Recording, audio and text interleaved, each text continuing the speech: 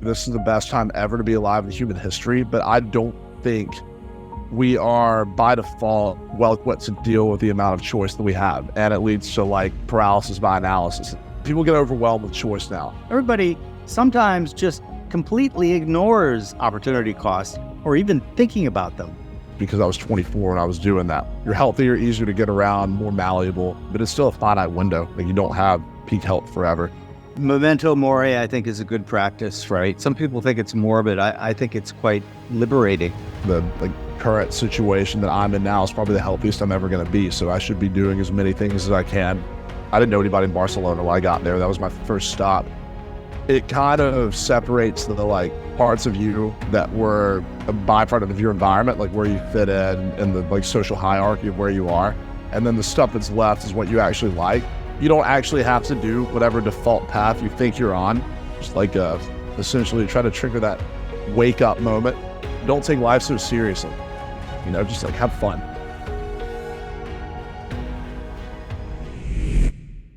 Well, hello everyone. It's Jim O'Shaughnessy with yet another episode of Infinite Loops. Today's guest is somebody that I have been watching off and on social media, on his Beehive, on all of the various things he does.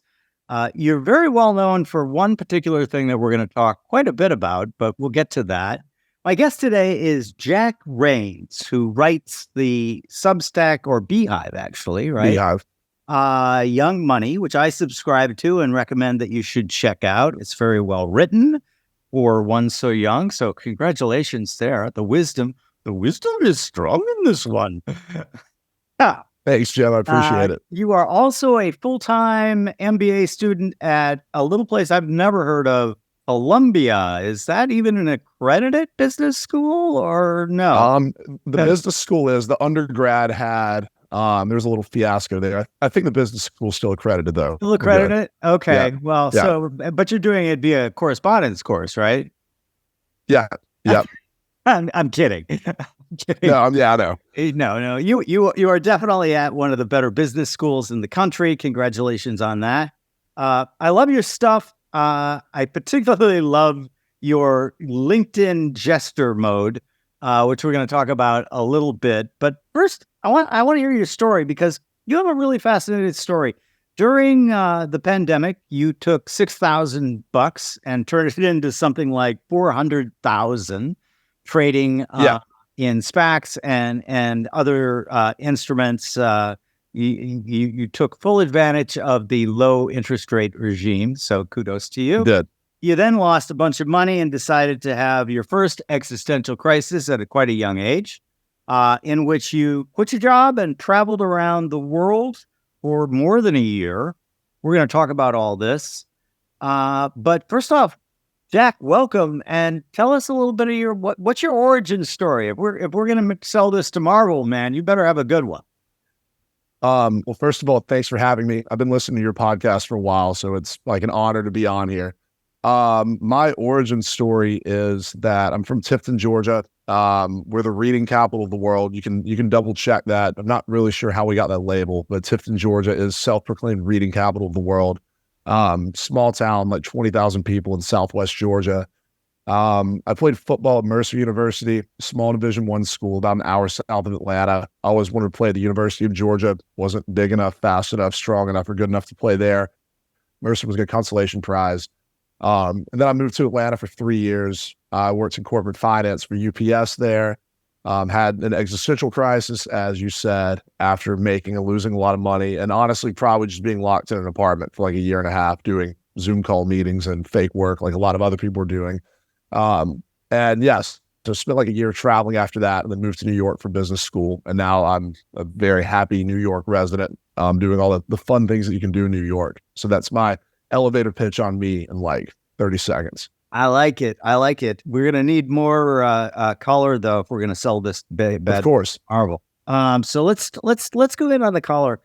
You write and say lots of really super interesting things that I want to talk about today. The first one is about opportunity costs, and you make you contend that opportunity costs are literally at the core and center of every decision that we make. And yet many people, and let's not paint with a broad brush and say millennials or Gen Ys or boomers, everybody sometimes just completely ignores opportunity cost or even thinking about them. Talk about that a little bit. I think it's weird now because we live in a time where there's more access to optionality for literally everything, like career path, where you live, especially now that remote work is more flexible, how you spend your time, like who you date, who you marry, who you're friends with, just like everything you engage in. We used to live in our own little respective bubbles in our parts of the world, and the internet's kind of blown that up. And then the post-COVID world has blown that up. I think people kind of I see it a lot now, especially with like young people trying to figure out what they want to do. There's this idea of, like feeling like you have to do this amount of steps in this type of career, and then essentially like buy your freedom to do whatever you want with the rest of your life.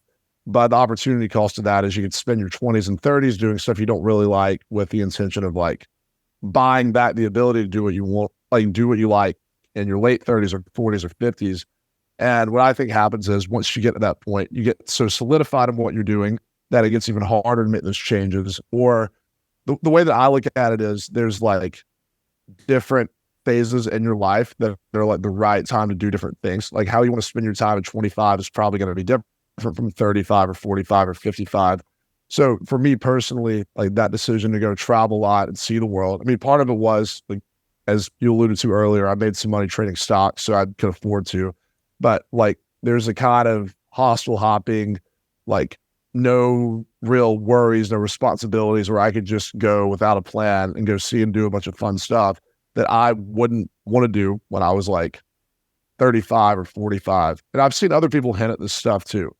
Like in Bill Perkins' book, Die with Zero, he directly talks about his roommate doing a trip like that at 24. The bill didn't go on because he didn't think it made sense financially. And they both ended up being very successful, making a lot of money later. But Bill missed out on experiences when he was younger because he didn't realize what the trade-off was. Because it's like, it's really easy to see how much stuff costs, like money-wise. It's very hard to see how much something costs on just like the decision to do one thing over another thing. And because you can't really see those, like you can see dollars in a bank account, I think people miss out on how important opportunity costs are until like stuff's gone. Yeah. And kind of invisible, but very strong, right? The invisible threads that bind us as a society. Once you start examining them, you see that they're of like spider web strength.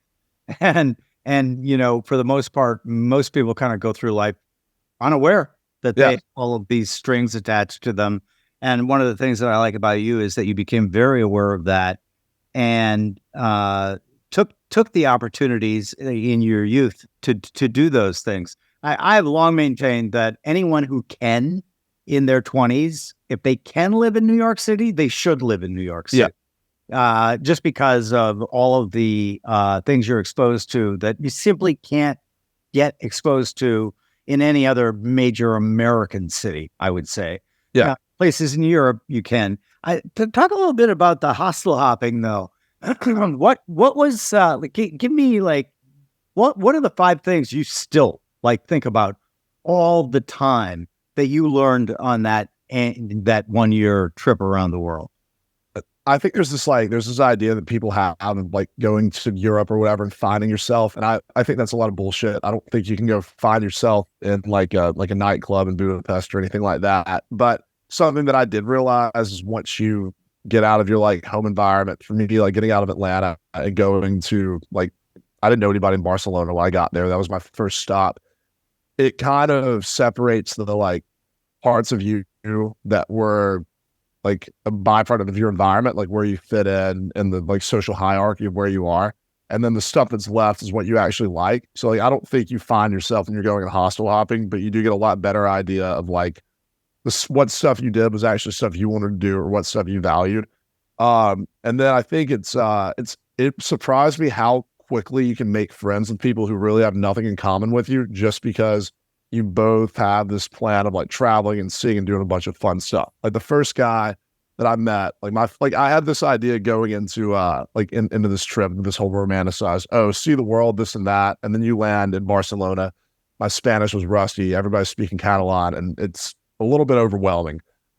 Feels like a mistake immediately. And then my first roommate is this like staunch, like socialist German guy named Jules, who we probably disagreed on everything worldview, but he was hysterical. And we went out, got dinner that night, got beers, went out. And then I'm in Berlin 4 months later. We end up hanging out. I meet a bunch of his friends. So like the amount of commonalities that like people can have and the speed that those relationships develop, because you kind of like in the back of your head, both parties know you might only be hanging out for like 3 days. You can develop friendships that are legitimate, like strong bonds very, very quickly. And I probably have like 20 people around my age that I've met, some of them only for like 12 hours, some of them for a week or two that I still keep up with. And when I'm back in Europe, like I have 4 friends in London that I only know because we're in a hostel together. So the first two are that one, it gives you a very good way to kind of evaluate like what you actually like, what you dislike, where your values are, just by getting out of your home environment, which for me was doing the hostel thing. Like the speed at which you can make good friendships and how you can kind of skip the whole bullshit, like surface level, like in the US, there's like an appropriate level of you can't talk about really deep topics right away with new people because it looks like you're coming on too strong. But when you're only with people for 3 days, you jump right into the like real life conversations with people who would be strangers, which is an interesting dynamic. And it's just like a cheap way to travel. Like people think like travel's this expensive thing, but I was spending like $20 a night staying in hostels. And like, yeah, you have like a lot of times you're going to have roommates and stuff. And that leads to a whole other thing. Like some people are snoring, coming in late, coming in early. You'll have, I had a French guy in a hostel room in Sevilla, Spain that brought a girl back to this 10-person hostel, which is just a completely heinous thing to do. But I don't know. It's cheap. And then you also, I think the fourth thing is you can adapt to different living situations so quickly. Like going from having like a pretty nice apartment in Atlanta, my own bathroom, living with my roommates, to being in places sometimes they had AC, sometimes they didn't, sleeping on a train sometimes, but it's fine. Like you can like it's much easier to adjust. So I guess the four things would be like you get a better sense of kind of who you are. It's incredibly easy to make pretty deep friendships. It's cheap, and you're just a lot more adaptable than you would think. Those are kind of my big takeaways. Yeah. Mark Twain said travel is fatal to prejudice, bigotry, and narrow-mindedness. 100%. And like, I totally agree with that. And, then there's the concept that Timothy Leary pioneered, which is that we all kind of experience the world through our own reality tunnel. The author who I love, Robert Anton Wilson, talks about this quite a bit. And one of the prescriptions that I agreed with when I was young, and agree with now even more so, is that if you can successfully, through travel, through like reading things that you normally wouldn't read, or even on social media, I if I was not lazy, I would have an alt that would subscribe to all of the people who I disagree with. As it is now, what I'll do is I'll go over and spend a day in their world, just to try to figure out what the fuck is going on inside their head.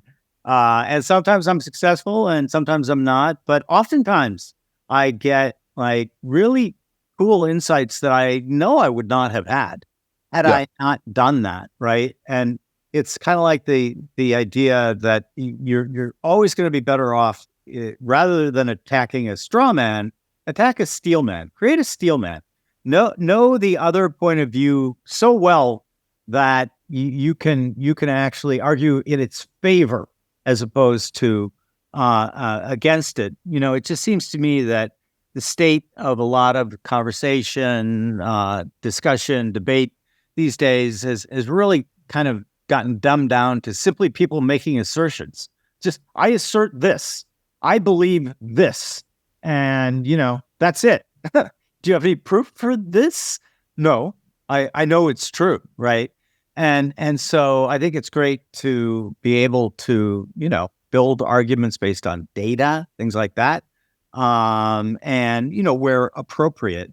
One of the other things you write about a lot, which I find really interesting in terms of where you are in life. You're young, obviously healthy, but you talk about health quite a bit. Yeah. And Schopenhauer had a great quote, which was, health isn't everything, but without it, everything is nothing. What got you thinking about health at such a young age? I, I remember like being in, I think it was in Barcelona too, but when you see the cruise ships of like tourists coming through, and it was this whole, just a lot of like kind of senior citizens coming off and like struggling to get through like the cobblestone streets and the Gothic quarter and this and that. And it's like these people probably have a lot of money. Like they're on a very nice cruise ship spending like, I don't know how much too, and it's more of the Mediterranean. They can't actually do anything with it. Um, like they're very limited in I guess the amount of like satisfaction they can get from that money because their health limits their ability to do stuff. And like it's something that I've taught to like I'm very fortunate that all my grandparents are still alive. But it's something that I've taught to them as they've gotten older, just in like my grandma's always loved to travel, but it's like, like she can't get around as well now as she could have like 20 years ago. And that's part of the reason like she wanted to go on this trip with my younger cousin was like she still can get around pretty well, but this might be one of the last like big international trips she does. But like talking to people who've like been alive a lot longer than me and seeing how like stuff that they said, like when you're young, you just have a lot more ability when you're healthier. Like you have the energy and the ability to like go do all this stuff. Like what I was saying about the like ridiculous living situations, hostel hopping, like part of the reason that doesn't bug me is because I was 24 and I was doing that. Like you just like, you're healthier, easier to get around, more malleable. So they part of it was just like seeing, like knowing like as I age and get older, I am going to be less able to do a lot of different things. And then there's also like, you never know if I mean, knock on wood, but you never know if you're going to get diagnosed with something or if an accident happens. So it's like, I don't know, it's a little bit morbid to think about, but I think you should have in the back of your head that like the current situation that I'm in now is probably the healthiest I'm ever going to be. So I should be doing as many things as I can, both like playing sports, doing active stuff that I think would be very enjoyable that I couldn't do later. And then also like taking care of myself to kind of prolong how long I can do that. But I think it's just like seeing people get older and stuff and realizing that health is you can extend it, but it's still a finite window. Like you don't have peak health forever. So yeah, it's probably it. And memento mori, I think, is a good practice, right? Yeah. Remember that you're going to die. And the more you focus on that, some people think it's morbid. I think it's quite liberating in many respects, because it helps you prioritize, like, do I really want to die doing this? Yeah. No, that's real. and you'd be amazed. I'm sure you've experienced it. You'd be amazed at how much stuff that just eliminates from even you considering doing it, right? Like, yeah, no, I don't want to die doing this. 100%. And it also speaks to your attitude about grind culture. Talk to me, because you've written a lot about it. I like what you write. What is going on? And that seems to be kind of a universal thing. It started as the Protestant work ethic, right? Which was, you work, delay everything until, you've succeeded, and then you can enjoy life. In other words, it focused always on the outcome and not the journey, right? And you seem to be far more inspired by the journey, by the experience, by doing things, as you just said, things when you're young, taking advantage of that, the ability to do that in good health. Also, things like, I can't remember who's originator of the quote, but all young people are time billionaires. And like, that is so cool. That is so cool. When I think back to what I was doing, like in my 20s, I'm very happy I did most of it. But had I had that kind of concept of, dude, you're a time billionaire. You can use this time to like just do crazy stuff if you want. Talk about grind culture and why is it so pronounced? Do you think it's social media? Do you think it's these endless guy accounts? I'm the deck guy, or I'm the travel guy, or whatever. What? Speak to me as an old who doesn't understand all that shit. I think part of it is like I don't know, it's the like flashy cars lifestyle, stuff like that is very appealing to people who, especially if like you don't have money, that becomes kind of the thing that you want. And the people that are like putting that stuff out there, propagating on social media, attracting a lot of eyeballs. So like people who are in money tight situations look at that like the opposite of what they have, and therefore are kind of like inclined to lean into it.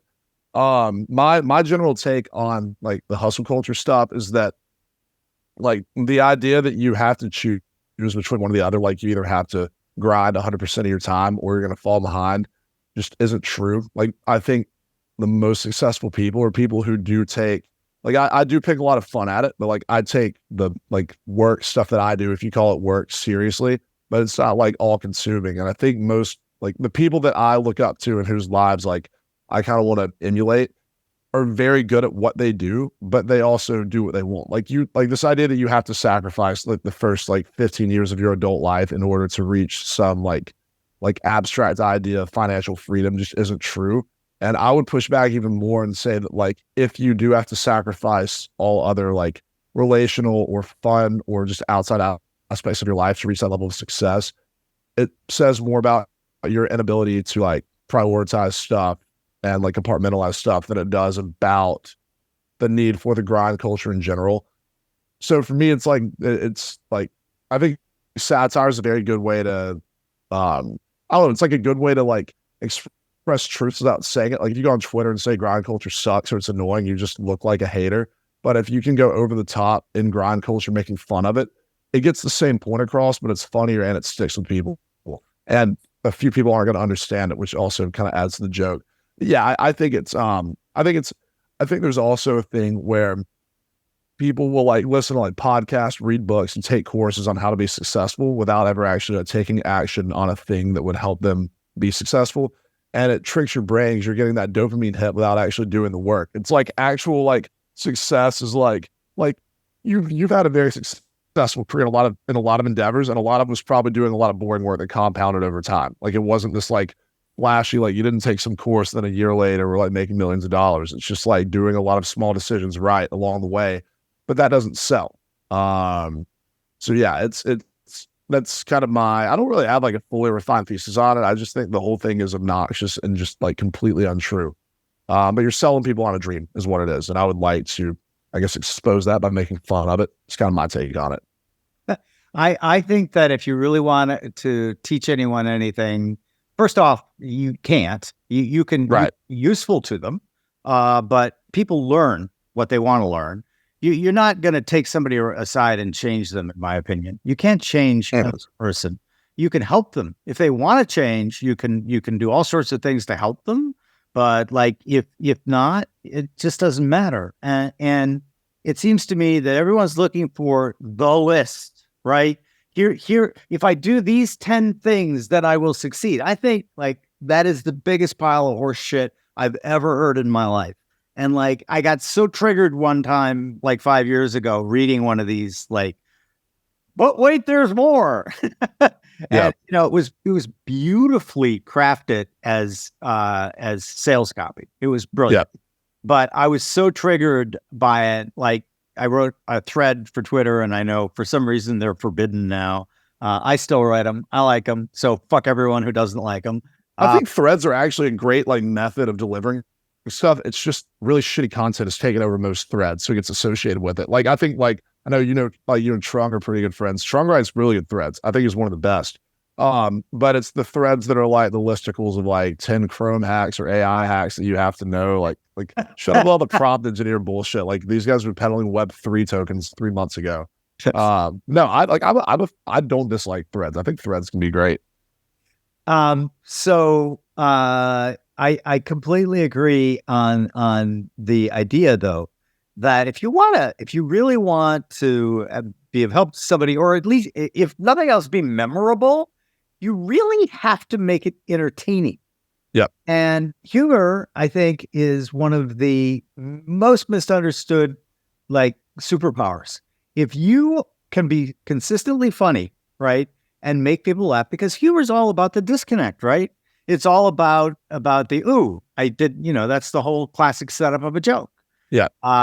Did not see that coming. So let's shift gears now to something that you do that I really love. And I admire your balls for doing it. And that is the LinkedIn pranks. Tell our listeners and viewers about some of your favorites and what motivated you to actually begin these things, because they are like fire and Yeah. they also go viral, right? Oh, it's insane. Yeah, like they'll get like several million views. It's ridiculous. So for like some context, for probably the last year now, I've been like shit posting on LinkedIn, which is posting stuff that's intentionally over the top, like ridiculously just not true, but positioned as financial advice, like hustle culture advice, entrepreneurial advice, money saving advice. And it's been ridiculous. And part of the reason that I have done it and been able to get away with it is like I don't have a real boss. We can get into this in a little bit, but like my only kind of boss is Liquidity, which is like a well-known finance meme page. And it benefits him to have me like grow my social accounts too, since I'm running his newsletter. So it's like if I'm like stirring up a lot of attention on LinkedIn and getting more followers from it, then like it also indirectly sends more people to exec sub. So I have like a lot more margin for error, but LinkedIn is a really weird platform because pretty much everybody's on there. Like it has 3 times as many active users as Twitter. So it's the most widely used text-based platform like out there, but nobody posts real stuff on there because everybody is either tied to their employer, their school, or a potential job hunt. And if you put anything even moderately controversial on there, it could be the reason why you don't get a job. It could be the reason you get fired. It could get you sent in with a meeting with HR. So everybody's on LinkedIn and they're basically using it to congratulate coworkers on new jobs. And the entire, like every LinkedIn post looks like ChatGPT is trying to write a LinkedIn post is what it feels like. Like nothing actually feels personal, except the quote unquote hustle culture gurus who are selling some pyramid scheme course on, I'm going to teach you how to be a business coach so you can teach other people how to be a business coach. Or here's 10 entrepreneurial hacks that I have on how to make millions of dollars. Now buy my course for like $5,000 so you can travel the world like me. It's ridiculous. And those are the only people posting like authentic stuff because like it's their business model. So one day it just kind of hit me like, one, it would be really funny making fun of this type of stuff. 2, the way that LinkedIn works is content stays on the newsfeed longer. Like on Twitter, stuff disappears within like 30 minutes. On LinkedIn, stuff resurfaces like a week later if somebody likes, 2 weeks later. So the half-life on a LinkedIn post is like 10 or 20 times longer than Twitter. And 3, because less people are posting content on there, it's just more likely to blow up because there's less competition. Like there's a lot of good content on Twitter. Twitter's tough. LinkedIn isn't tough. And I saw people were like just blowing up on LinkedIn. But I didn't want to do what I would consider cringe, like stuff that wasn't my voice just to get a follow on LinkedIn. So the only thing that made sense was to just make fun of hustle culture by being over the top. So last fall, I wrote this LinkedIn post about like how I hadn't spent any money on food in Manhattan in 4 months since I moved here by just stealing food from like all these different hotels around Manhattan. I would walk in, go get the continental breakfast, like sign off on a random room number and leave. I would go back for dinner, like get like a nice steak, sign off on the penthouse, leave, like take girls out to dinner at like the Intercontinental, leave. Obviously never did that. But I mean, people in the comments are going crazy, like go fuck yourself. Like people are actually writing stuff like this on LinkedIn. And you see like this person's like a VP of Microsoft. They're telling some like 25-year-old kids who literally like you're a piece of shit, you should go to prison. Like how like you can't post that. Like, you're missing that this is the joke. Your coworkers are going to see your comment. Like you're actually harming yourself professionally, but then their network sees it. And 95% of people get that it's satire. So it keeps blowing up because those 5% of people just keep feeding the engagement engine. So that one ends with an alumni from Columbia Business School emailing a screenshot of it to our dean of students, Samantha Shapsis. She's the bomb. I love her. She's great. But I get an email from her saying, "Hey, Jack, this is Dean Shapsis. I got an email from a concerned third party about a LinkedIn post you put concerning your behavior. Can you come meet with me to talk about this? Because I really just have no idea what's going on here." It was like more so pure confusion than accusatory because, again, it didn't make any sense. So I like emailed back, "Yeah, like would love to come meet on Thursday." Just for context, in the last 2 weeks, I've also said that I got vaccinated 1,000 times as a side hustle back when New York was paying people $100 to get vaccinated. That I stored my little cousin in my carry-on bag to save on a flight, and that I called Joe Biden on his cell phone saying I wanted more student loan debt instead of forgiveness because it would make me grind harder.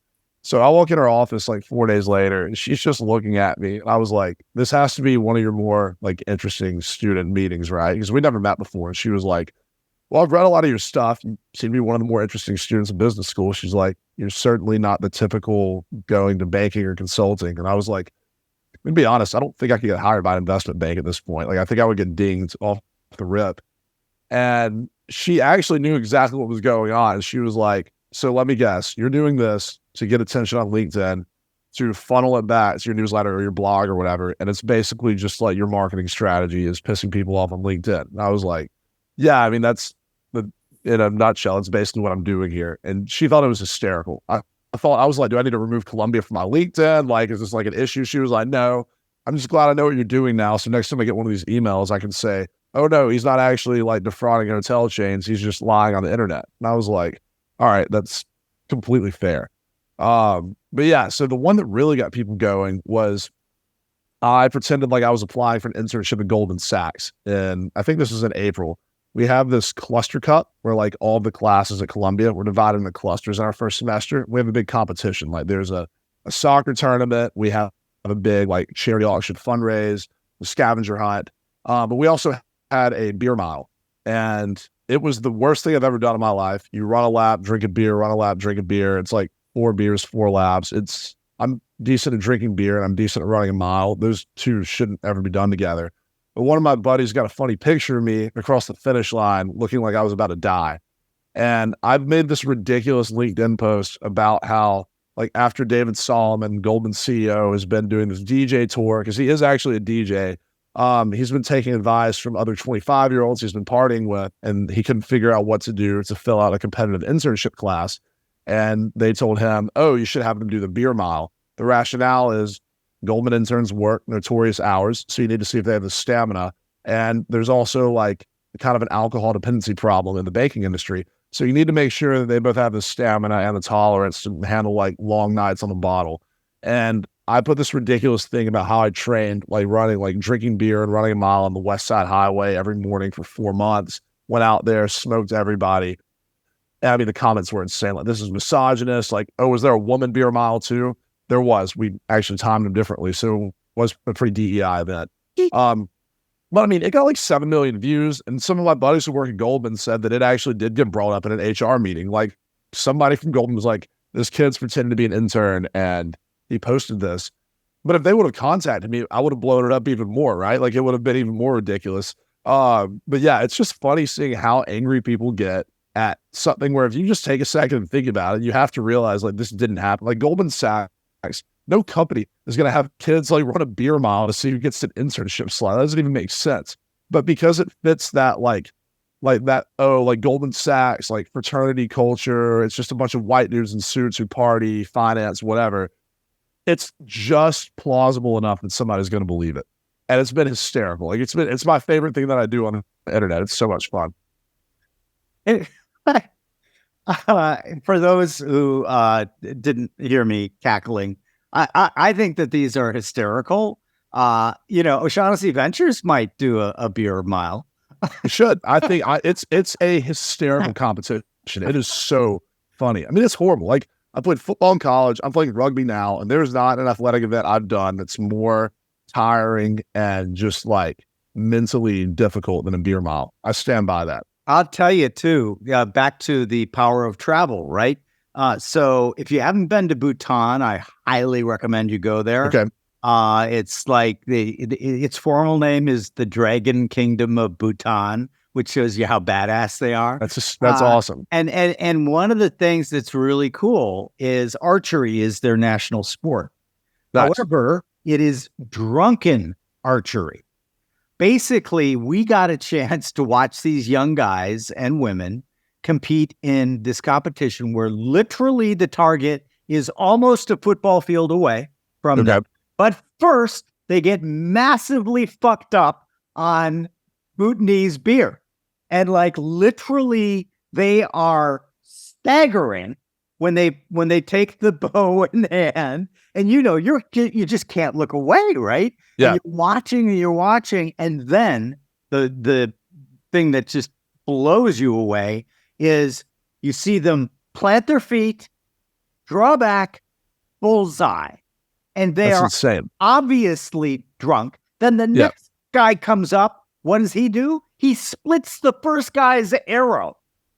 And then, like, I'm looking at my wife and the people we were traveling with, and I'm like, is this really happening? Can you, like, do you think they're faking the being drunk? No, because we went early and we watched them drinking.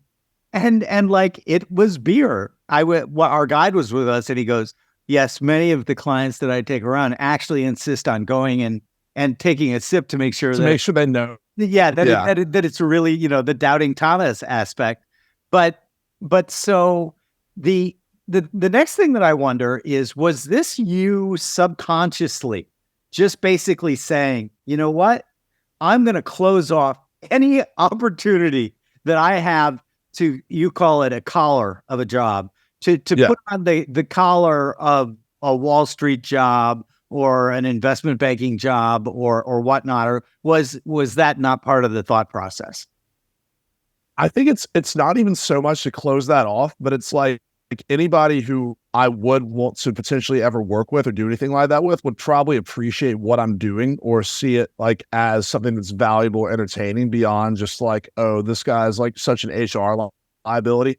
I probably would be on that aspect with stuff like this, but like anybody that I would potentially work with, something like this is going to make enough noise that it makes me more likely to meet people like that. And it like has worked. I've met so many random people. Like I've posted some shit posts on Twitter about BlackRock owning everything and then me actually owning BlackRock. And like I saw Gary Tan, like CEO of Y Combinator, follow me on Twitter the next day, like stuff like that. Like he's hysterical. I sent him a screenshot. I Googled who owns Y Combinator and like DM'd him a screenshot of that and said, "You're next, Gary." And he just sent back the eyeball emoji. Like, I love that. Like, okay, I know that he has a great sense of humor off the rip. But yeah, like it's both. It puts me in a spot where I literally couldn't get a job that I probably wouldn't want. Like it forces me to find something else that works, and also like increases my likelihood of finding opportunities of like potentially working with people or just like meeting people and chatting with people that like I actually want to talk to. So it's a win-win. It works better on both fronts. Yeah. It's a great sorting mechanism too, right? Because 100%. as you point out, right? If somebody doesn't, first, if they don't get the joke, they're an NPC to begin with, right? Yeah. Like, so you get rid of all of those. Then the people who might get that it's a joke, but think it's inappropriate. Also, people stick up their ass. You probably aren't going to want to deal with them. So 100%. you managed to like sort all of those types out of the equation. I love the fact that you did it on Twitter and that Gary followed you. It's hysterical. Yeah. Like, listen, if you don't get the joke, and it's kind of a great metaphor for what's happening right now. We're doing this series that is slow because I've got so many other things going on, called the Great Reshuffle, right? And like, it's all of the old business models are collapsing. And you have all of these people having these hysterical meltdowns, like legacy media, like the campaign to get people back into the office. It's just so painfully bad. And then and it also, for anyone who's looking, you can see the collusion of the handmaidens in the legacy media writing all the stories that, like, why don't you just announce bought and paid for by, right? 100%. Like, one of the things that I always propounded was we should make all of the Congress critters be like NASCAR drivers. They should have to wear the logos of the companies that have bought them, right? So, when they're walking into Congress, oh, here comes GE or BlackRock. And oh, look, they're talking to Goldman. I wonder what they're going to talk about over there. And like it lays that bare in a really humorous way that people are just having a hard time like figuring out, right? In terms of like that the man in the gray flannel suit isn't going to cut it in this new world. Yeah. And do you find that is there an age thing going on here? Is it mostly old fucks like me who are getting all setting their hair on fire about it, or are young people too? Definitely old fucks like you for the most part. But no, I think the kind of reason that it happened is like COVID kind of like we were talking at the very beginning about how people kind of get so caught up in life, they just start living passively. And then COVID was a real shock where a lot of people were working remote, which one all of a sudden shows that, oh shit, all these jobs actually can be done remote. And like, I actually prefer in-person stuff. Like I love, like, I think there's a lot more spark when you're like with people in person, but like the idea that the stuff physically can't be done remote is bullshit. Like people should be able to like, yeah, you might want them in the office, but like if they're like taking a trip or something, they should be able to do any white collar job can be done remote, at least to some extent. But it's kind of like a power thing. Like when everybody's in person or whatever, like you can kind of control people's time more. When stuff's remote, people have a lot more autonomy. So it's not even as much an age thing as it is people who were very much in power or the top of the power hierarchy 4 years ago view this shift as them losing that power. It just happens that like people who were in those positions are like probably like 20 plus years older than me that have already climbed that ladder.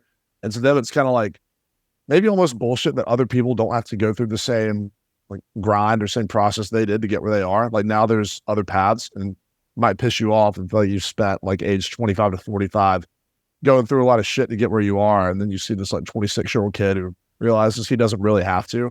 I think there's a lot of that going on too. Yeah, it's funny. I have a lot of friends in investment banking, and like from the point of view of a mostly entrepreneurial asset manager, I just did not understand the culture of investment banking. Like No. And so like I would genuinely, no fucking around, I would like say, why do you have such a toxic culture? Yeah. I had a guy who worked for me, super charismatic. He was the president of his fraternity at UConn. He worked for me at O'Shaughnessy Capital, which was the first version of O'Shaughnessy Asset Management. And he went into investment banking. And I'm like, dude, after being in our culture, you're really, really going to hate it. And so we caught up, and like, he was like, you were absolutely right. And Yeah. because essentially his senior banker tortured him for his entire time training. And he finally had a conversation with the guy saying, like, do you enjoy, like, he really confronted him. He's like, yeah, do you enjoy torturing people? I mean, does it give you pleasure to make me show up at 5 a.m. to do the PowerPoint and shit like that? And the guy looked at him and in all sincerity said, no, but I had to go through it. So fucking A, you have to too. And it's such a weird mentality. In other words, we have this toxic culture that we hate it and that we inflict on the people behind us because, God damn it, we had to go through it. I mean, is there a cure? Do you think things like your over the top LinkedIn things will like get people thinking a little differently? I think one of the biggest things is like people are starting to realize there's more opportunities. Like it used to be that say you are, and I remember Matt Levine wrote a pretty good piece about this, but just saying how he was talking about banking specifically, but how like it was always a thing where you have somebody who's a very smart, driven kid who like has the capacity to do a lot of good things, has no idea what they want to do. Investment banking just sounds right. It has prestige. You're going to make a lot of money. You'll have optionality out of it. You know, it's going to suck going into it. But they take those type of kids and have them grind for a few years because those type of kids, that's the default thing you're going to go into when you know that you can do big things and have no idea what you want that big thing to be. I think the thing that's breaking the mold a little bit is there's just more opportunities now, and it's easier to find those opportunities now to like still have a very lucrative career, but doing stuff that's actually more enjoyable. Like the idea that people don't like to work, like this whole quiet quitting, it's bullshit. Like people like working really hard when it's stuff worth working on. But yeah, grinding like 80 hours a week because you're going through making sure every font is right on a PowerPoint, or it's like, oh no, like the color code is like 110 of red off and like this part of the thing doesn't match the company. Like that's not work. That's actually, it's pretty heinous to put like high achieving people doing very tedious tasks like that, especially just because it's always been done that way. You put those people in something where they actually get to do strategic thinking or be creative or whatever. People work 80 hours a week because it's not even work. It's like a stimulating thing. Like I don't know, like with my own stuff, I've had several times where I'm like finishing up a blog at like 4 a.m. or like working on some newsletter stuff or just like something like that, or just like researching interesting stuff on quote banking hours. It doesn't even feel like working. It's just like what I wanted to do. And I think there's a lot more opportunities for one, people to do their own thing and make money through it, or there's a lot more jobs in finance, in tech, in whatever, where you can make decent money doing stuff that's actually fun. Like a lot of there's a lot of people obviously doing banking and consulting at Columbia now, but I have a lot of friends also like interning for different VC firms where they are doing like a just ridiculous variety of tasks, or like people with like PE firms with smaller niche teams that are just doing stuff that's not the standard like bullshit. So I mean, I feel like with business school, I've had a good sample of seeing a lot of people doing dozens of different things. And I feel like compared to 5 or 10 years ago, people are waking up to the idea that there's more opportunities. And when you start seeing that you don't actually have to do something that sucks because there's other options that are like financially similar outcomes, why would you do the one that sucks? So I think that's going to force a cultural change, because like top achievers are just going to quit going to jobs that suck if they have another viable option. Yeah. And is that something that you're noticing? Like, you have a successful newsletter, right? Young Money. And one of your maxims, which I heartily agree with, is you need to be authentic. You need to be distinctive. Yeah. The minute you're speaking in an inauthentic voice, it's like the old comms, the old PR models, right? Was always in corporate speak. It was decided, and passive language. Yeah. It was decided by some nameless, faceless Borg that this was going to be the way. And like, they're getting blown out of the water by people like Lulu Maservi and others who are, talking like actual human beings. Yeah. I think that that's a trend that people are still underestimating. Yeah, 100%. I think that people don't really, and your gags as LinkedIn's resident jester really underline how people don't yet really grok how your average human, like, they see that as bullshit from everybody. 100%. Right? And yet, why are you seeing a change among your peers, like at Columbia? So Columbia is a great example. Elite Ivy League business school. Probably a lot of the colleagues that you have there are going to go into iBanking, or going to go into McKinsey or whatever. Are you seeing a palpable thing that you can notice and measure, with people saying, you know what? No, fuck that. I'm not going to do that. I'm going to go try this over here. Yeah, it's funny right now because pretty much everybody started their internships within the last week or two. So you have like like people are in like every bank, consulting firm, whatever, all sorts of stuff. But yeah, there's definitely chatter of like, what did I get myself into, this and that. From some people love it. And again, there are like, it varies from person to person, and it depends on like what company they're with, what team they're on. Like the people that you're working with can kind of make or break like it being a fun, long work to like a torturous experience, like you were talking about with that other guy. But yeah, people are definitely like, again, I can't compare to like how it was 10 years ago because I wasn't like 26 10 years ago, but it seems to me like there is very much like people are very cognizant of, okay, this might not be it. I'm open to something else, which is good. Like, I think people are like really seriously thinking about this. And then also like being aware of like, if you don't really like it now, then you're looking at like your MD or the VP that's ahead of you or whatever. And it's like, if they're like 37 and not happy, and I'm 27 and don't like it, like, what's the outcome? You're going to spend 10 years doing something that is going to probably make you not happy like that guy. Like, people are like aware of that. So yeah, I think like most people my age are at least asking those questions. And I think that's the most important part of it. Yeah. And, I see it percolating, and I'm very hopeful because, the unlock that we have today, first off, I think we are incredibly lucky to be alive at this moment in history. 100%. And the people who think they're being romantic saying, oh, but I'd love to go back to, the Rousseauian nature. No, you don't. Nature killed you often. And was really, really dangerous. And Tennyson's nature is red and tooth and claw. He was not overstating it. Like, if you read about even a time when my own father was alive, right? 1921. He was born in 21, right? Yeah. But like Calvin Coolidge, who was president of the United States, his son died from getting a sliver from a wood tennis racket because no antibiotics, went in sepsis, dead. Yeah. And like these people are like, oh, but so, you know, the world is so much with us, late and soon, getting and spending, we waste our power. Yeah, but that was fucking dangerous. We have all these really cool tools that allow people more choice, not less. Yeah. Do you think that having more choices is a deterrent, or do you think that it is a good thing? I think it's a good thing, like objectively, but I think our ability to deal with it's tough because it's like, I don't know, like you said, like 100 years ago, like I've got like a great aunt that had polio, right?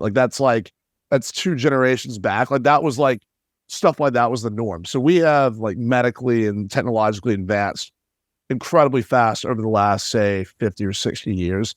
But you know, like evolution is a thing that takes hundreds of thousands of years. So essentially, like I don't even remember the origin of the quote, but we have like our bodies like what, like primitive machines, and we have godlike technology or whatever. Like we aren't, like us as humans haven't evolved at the rate that our technology has.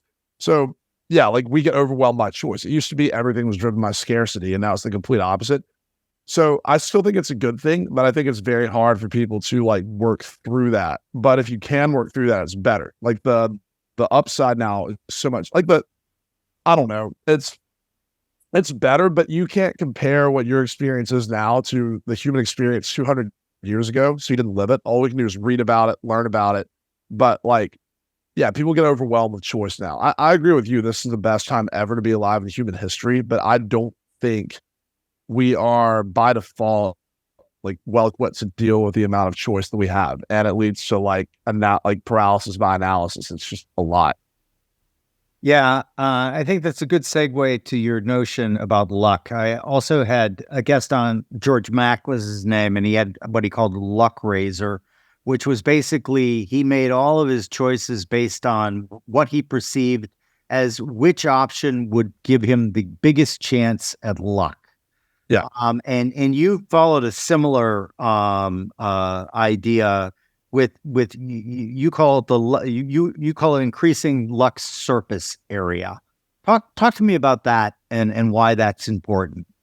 Well, this is something I talked to Nick Majuli about. I think he quoted, I don't remember the direct quote, but it was an idea that you had talking about New York specifically, just being a place that like there's a lot more chances to make those almost like incidental connections because it's so many people doing interesting things in a small area. Everybody knows everybody. But yeah, like New York geographically is a place that kind of increases your luck surface area. Like you just have more potential chances to make contact with the right person at the right time through a complete incident. Like I was getting breakfast at Balthazar like a month ago, and I just ran into Howard Lindzen at breakfast. And it was a complete fluke thing. We'd like interacted on Twitter before, but I'd never met him. And then I ended up chatting with him, Fred Wilson, who he was sitting with, and just talked to them for like 45 minutes, literally about shit posting on LinkedIn. It was the stupidest conversation ever.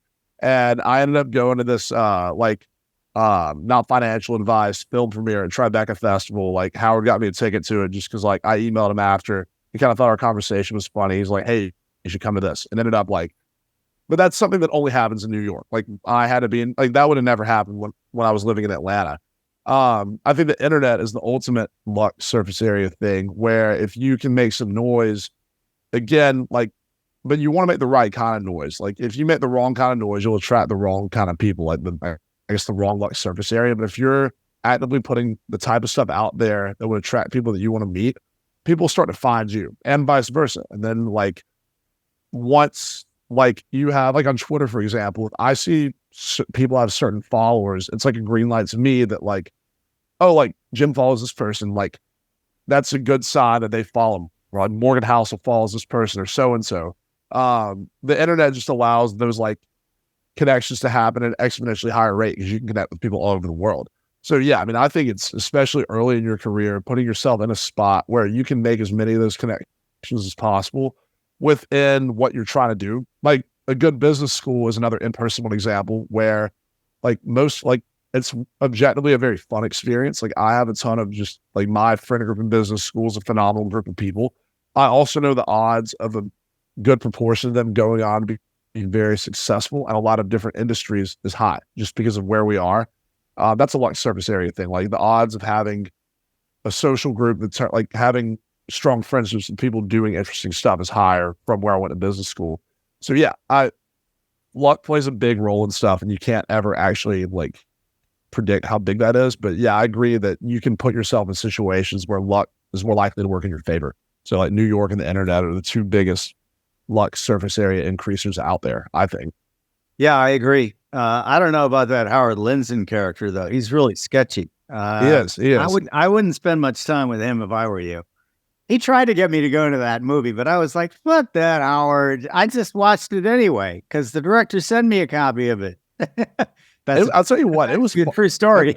It was funnier than I thought it was going to be. He asked me what I thought afterwards. I was like, I actually thought this was going to suck going into it, and I was like thoroughly entertained. So I had very low expectation. It was a solid movie. Yeah, no. In fairness and joking aside, I really wanted to go, but I had an unexpected trip to California come up, and so I did get a chance to see the whole movie, and I had the same reaction.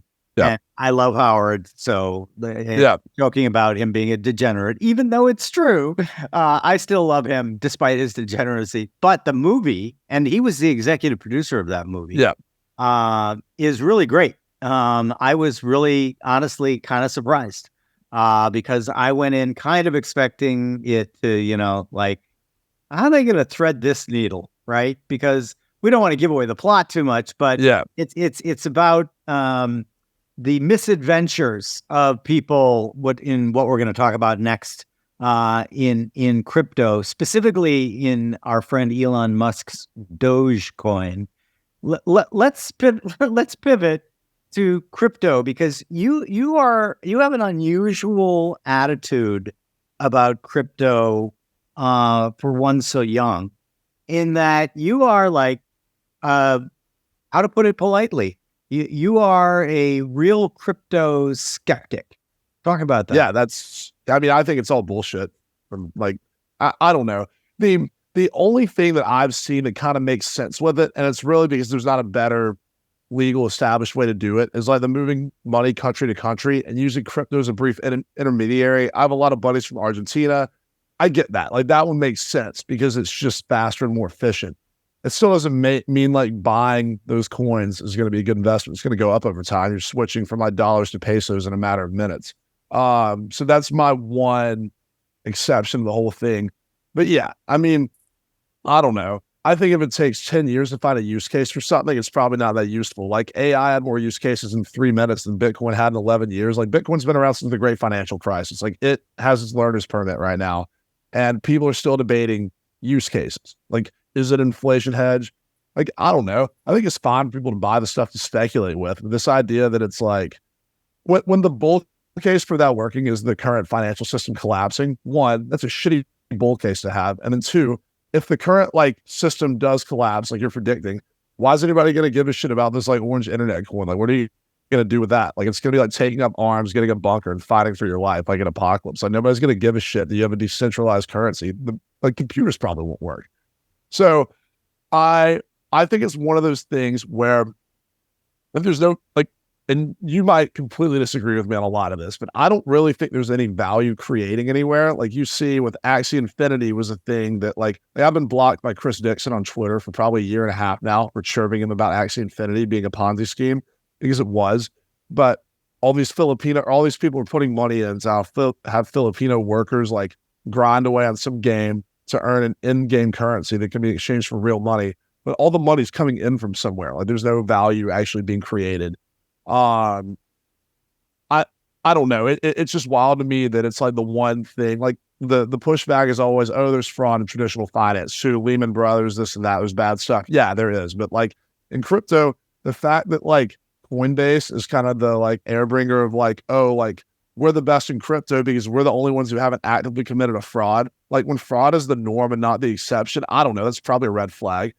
Yeah, I mean, I think the whole thing's bullshit. I think the worst part about it is there's talented people going to be software engineers for companies like that instead of building technology could actually improve people's lives. Like, let's find like the only crypto companies are just exchanges to trade cryptocurrencies that have value. These people are throwing money at them. It's entertaining. I think the use case is entertainment value. It's hysterical watching people like get levered up like 500x to trade cum rocket coin or something like that. Like there is a lot of entertainment value in that. But yeah, like I don't know. I think it's all bullshit. That's my spiel on it. I'm very like loud about that because crypto people get really offended really easily too. So it's a fun group to chirp for sure.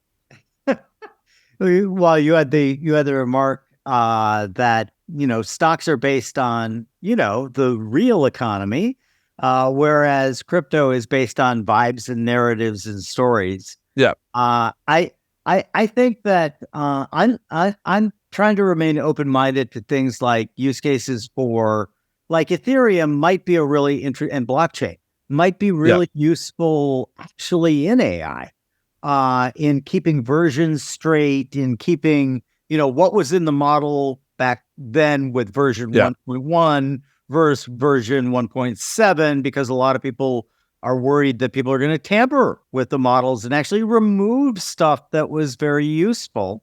So I think, something like, a blockchain permanent record would be interesting.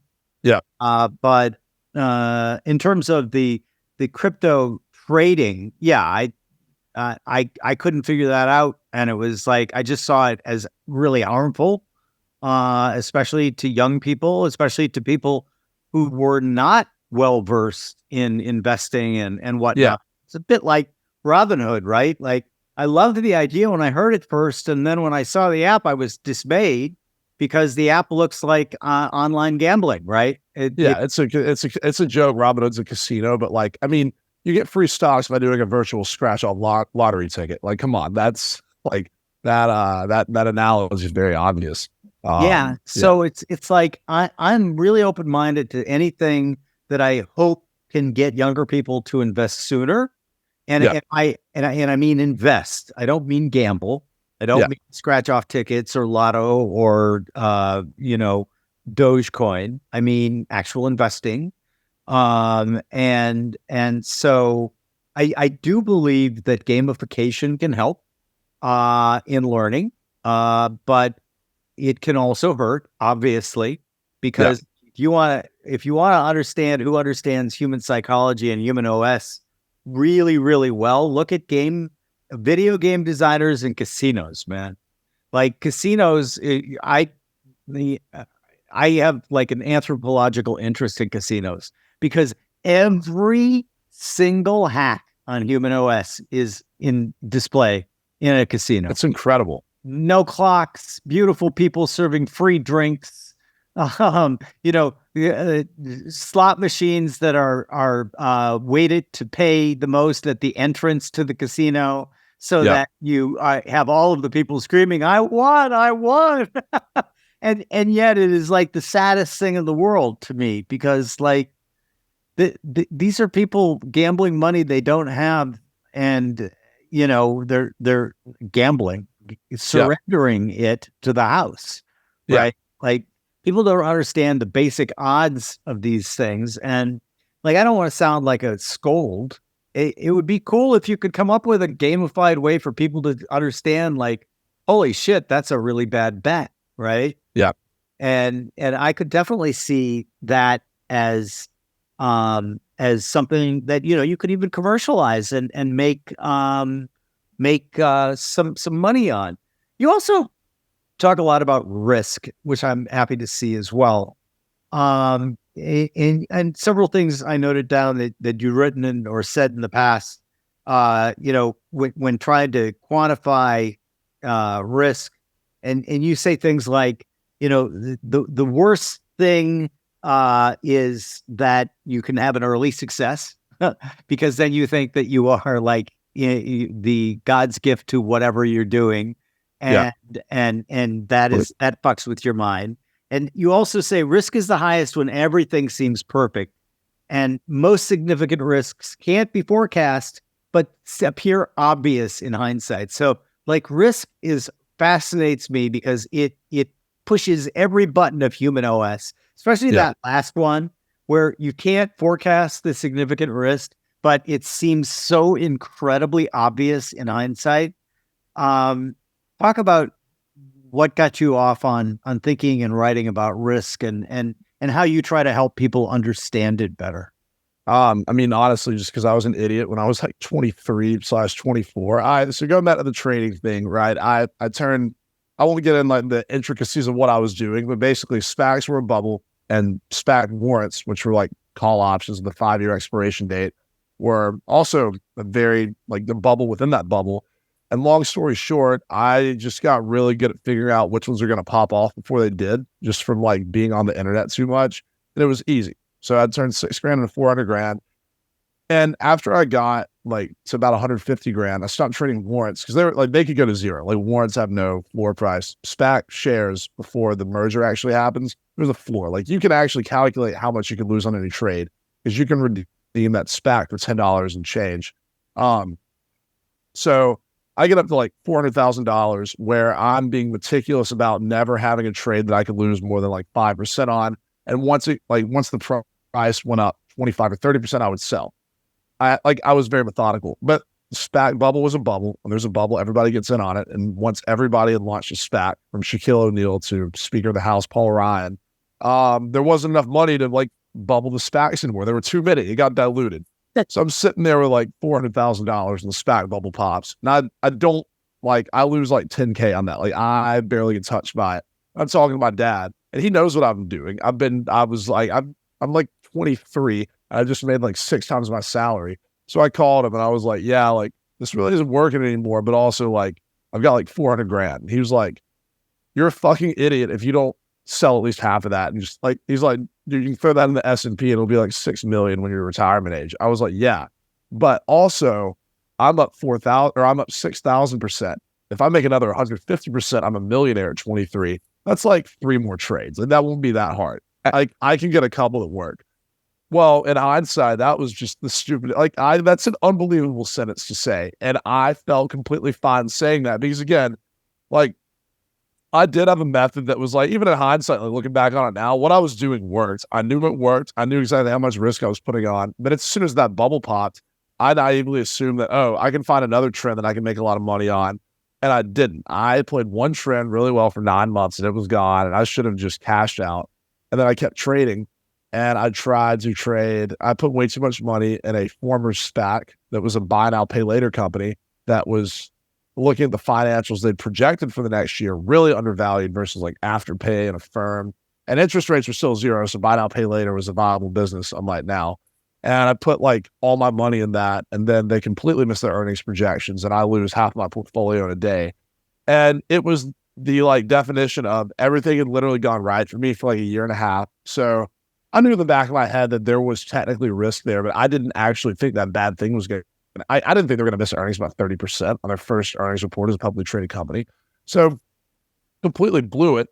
And then I cashed out and just like took a week and just left that money in cash, in my brokerage account. And then I ended up putting it in like a couple index funds. And then I was sitting there just kind of thinking back my entire thought process of the 18 months that led me to that point. And it was like a whole roller coaster of the entire like human psychology, like every single emotion, greed, fear, luck, risk, whatever.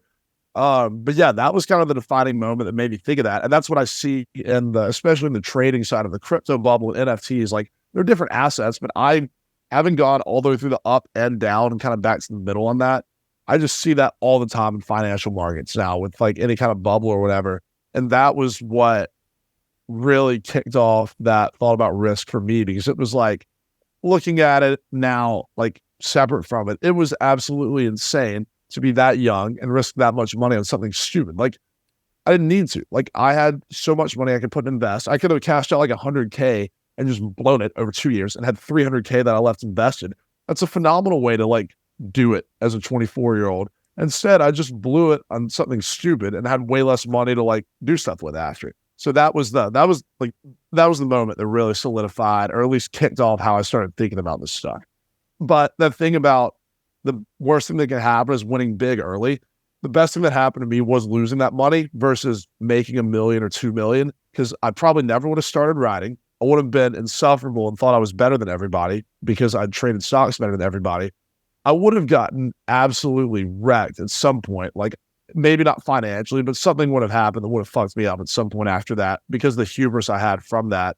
So I don't know. I mean, losing 150 grand isn't great, but I'd consider that like it was a price worth paying compared to like how much worse it could have been. Because the higher you go before you fall, the worse it gets. And once you get hit once, you never really forget it. Like that stays with you. Whenever stuff's going good now, I'm always thinking about how could this fuck up? How do I keep that from happening? And I'm better because of it. Yeah. Cormac McCarthy, who just died, unfortunately, one of my favorite writers, had a great quote, which is, "You'll never know what worse luck your bad luck has kept you from." Yep. And 100%. That's real. But the inverse is, I had an experience very much like yours, which was I was trading a particular type of system, which was very different than what I did with long only quant algorithmic investing, going into the crash of 1987, and I'd amassed the biggest put position I ever had in my young career. I was 27 years old, and I sold it all to basically break even the day before the crash. And oh wow, what would you have made if you kept the position on for another millions of dollars? And much like you, at first I was devastated, but as I thought about it more and more, and now as I look back, it was the best thing that could have ever happened to me, because I would have been insufferable for sure. Oh, for sure. Right? Like I would have been just like in a complete ass, right? Because I would have thought, look, I made this fortune because all you idiots didn't understand the market was going to crash. And then it would have been horrible. But the other thing it did was it finally pushed me over into being a total quant, because it demonstrated to me that I was not exempt from human OS, that I was just as likely, maybe even more likely, to fall into all of the traps, fear, greed, hope, and ignorance are the four horsemen of the investment apocalypse. Yeah. And man, like everybody falls for them, me included. And one of the things that experience really cemented in my mind was I am not immune. And therefore I've got to build a process around the way I make these investments, or I'm going to fuck up just like everybody else. Yeah. So I think you were very astute to see that maybe that was one of the best things that could have ever happened to you, because it doesn't feel like that at the time, but it's certainly, in my experience, it was. And so I'm delighted to hear that you took that away. That also led to your wanderings and travel. And, what were your three favorite places in your entire year of traveling around the world? What were the three places that were either your favorite or where you felt like you learned the most by being there? Well, also going into that, I booked that trip before that trade happened. So it was a very good, like, all right, you're about to go to Europe. Now you don't have to worry about the stock market. Like this is what you get for trying to do both.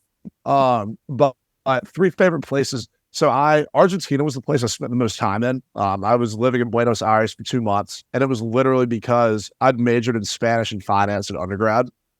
And then I spent the first leg of that trip 4 months in Europe, and I went back to Sevilla, Spain, and got dinner with a family I lived with when I studied abroad there like 3 years earlier. Couldn't understand anything they were saying. Like southern Spain has notoriously difficult Spanish to understand. Like people from Colombia and Mexico struggle in like Andalusia. But as someone who hadn't spoken it since graduating, I was like, damn, my Spanish is trash. And it kind of pissed me off because that was something I was like I would like to be bilingual. So I just went to Argentina with this guy that I met at a hostel in Lagos, Portugal 3 months earlier. We just got an Airbnb in Buenos Aires. And that was the number one spot. Argentina was phenomenal. The people were great. The food was great. It was because it was one place that I actually kind of lived for a little while. I actually got to like experience like just being in like a neighborhood for a couple of months, like meeting the guy who owned the gym, like some of the local restaurant owners. Argentina was freaking awesome. And it was just like, it's very weird because Buenos Aires is especially like in the better parts of the city, is super nice. Like it feels like it's literally picked up out of like it should be in Spain. Like it feels like a European city that happens to be in Latin America. It's much more European than like being in like Colombia or some other places. But their economy like sucks. So they're in hyperinflation. Their currency is awful.